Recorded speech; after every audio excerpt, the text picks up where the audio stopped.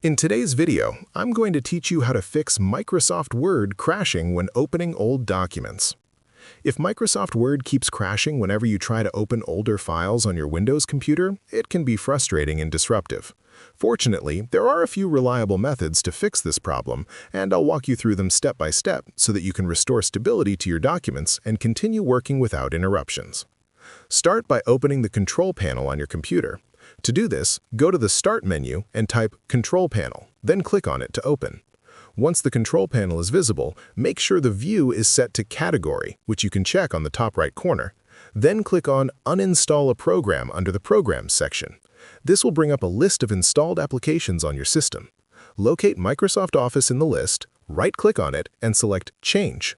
A prompt will appear asking for confirmation. Click Yes.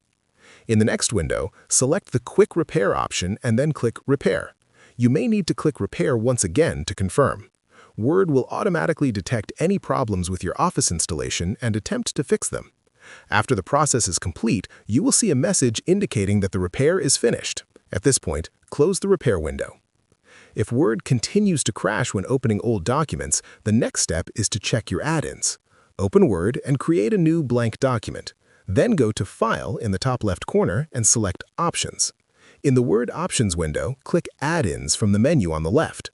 At the bottom, next to Manage, ensure COM Add-ins is selected and click Go. In the list of add-ins that appears, uncheck all of them and click OK. This disables any add-ins that could be causing conflicts with older files. Once you have disabled the add-ins, close Microsoft Word and restart your computer. After the restart, try opening the old document again. In most cases, this will resolve the crashing issue, allowing you to work on your documents smoothly and without interruption.